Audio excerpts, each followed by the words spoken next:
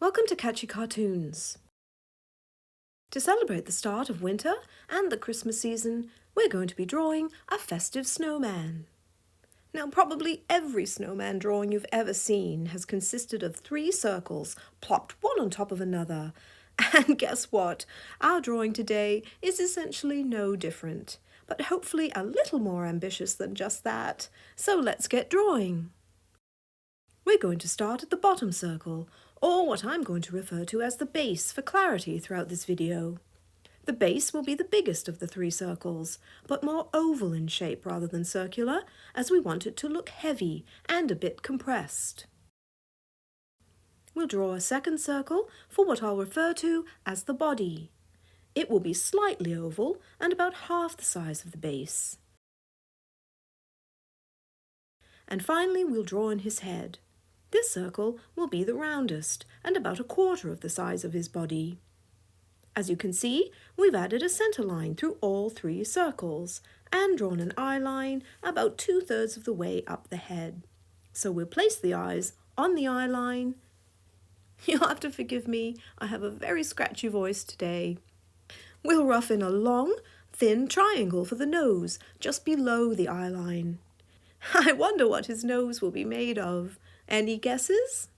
Sketch in a great big smile, and we'll place some little rocks, or lumps of coal if he's been naughty, along that line for his mouth. And now for some accessories. Starting with the brim, we'll give our snowman a dashing top hat. We'll use 3 bigger rocks, or pieces of coal, along the chest line that will act as buttons. For what? I don't know. A snow coat, I presume. And we'll keep our snowman warm by giving him a big fluffy scarf. Now, remember to think of the volumes as you draw the scarf. The arc across the body should be bigger than the arc across the face. This will indicate, of course, that the body is bigger. And be sure to angle the lines at the outer edges inwards, away from the body and up towards the face, as this will give the illusion that the scarf is resting on his shoulders and chest. And finally, let's just indicate the 2 ends of the scarf. Of course, he'll need a traditional corncob pipe, but don't worry, it will just be for blowing bubbles. Let's draw in a couple of branches for his arms, with some little twigs at the ends for his hands. And just spare a thought for the trees here. If you're ever building a real snowman outside, please don't break any branches off them. Just use some broken ones you find on the ground. There, that's my public service announcement for today. We'll place a straw broom between his 2 fingers, because for some reason he thinks he's going to be doing some sweeping up.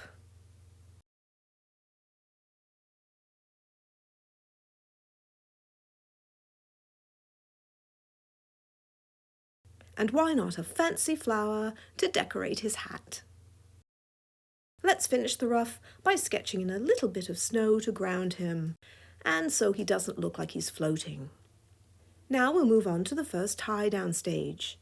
Here is where we'll start to bring our snowman to life, as we adjust and define our shapes and forms by adding some detail to the drawing. We're going to start by adding some subtle bumps to the line to create some texture and form, and to reflect how real snow actually looks. We'll continue to apply that bumpy line to his body, and we'll flatten the arc at the bottom so it feels like his body is sitting on and even sunk down into the base a touch. Let's keep his head fairly round as we continue to apply the bumpy line. We'll adjust the snow at the base, make the eyes a little bit bigger, knock in the nose, carrot, and add some bumps at the end where the carrot meets the face, so that it looks like it has been stuck into the snowball. Let's make the rocks of his mouth different shapes and sizes as we randomly square off the circles, and suggest some dimension within them as well. Let's move on to the hat now. I think the brim could be quite a bit bigger. The crown could be a touch wider. We'll slightly adjust the arc along the top of the hat and the band. Tighten up the flower and his pipe. Let's add a bit more rock-like shape to the buttons on his body and add some dimension within them too, like we did with his mouth. The scarf could be a bit bulkier, fluffier, so we'll adjust the arc through the chest as we make it a little wider. Notice how the scarf on the screen left side is shorter in depth than the screen right. I've done this to incorporate some asymmetry, and it gives the appearance that the scarf is being scrunched up due to the snowman tilting his head. Thin out the ends of the scarf a touch, and because we'll be adding some tassels, we'll indicate their starting point. Let's clarify the arms. Make this thumb a touch thicker, and that thumb a touch longer. We'll finish this tie-down stage by touching up the broomstick, fixing up the shape of the broom itself, and making sure that the broomstick is centered. So how is your snowman looking?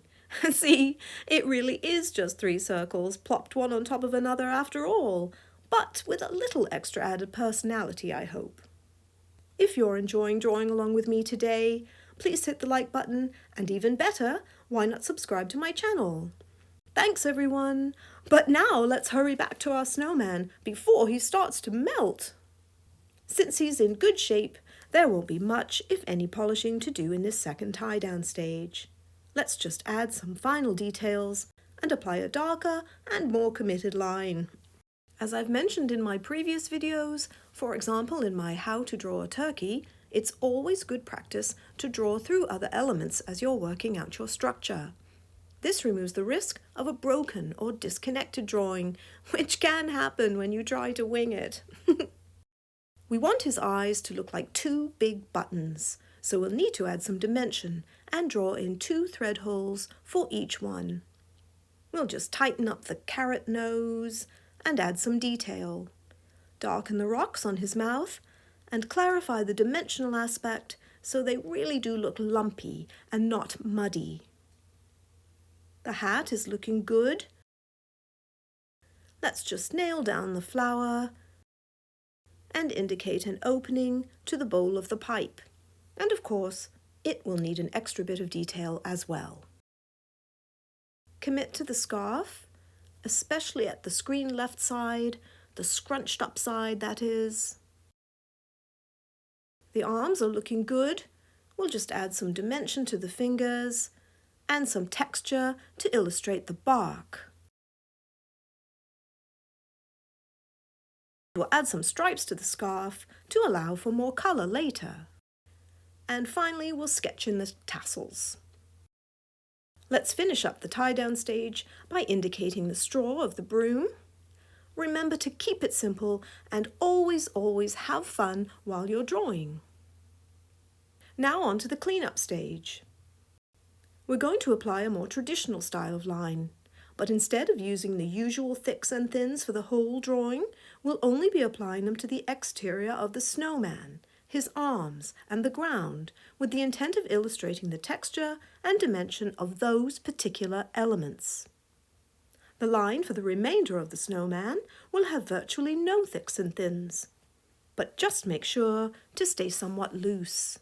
Don't tentatively trace the line, or you just might end up with the dreaded bent wire line, which can unfortunately sometimes kill your drawing.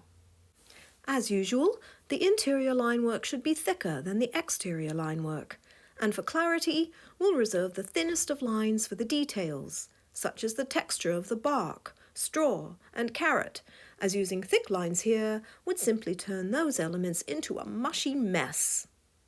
And we'll finish the cleanup stage by applying a thick line to the ground.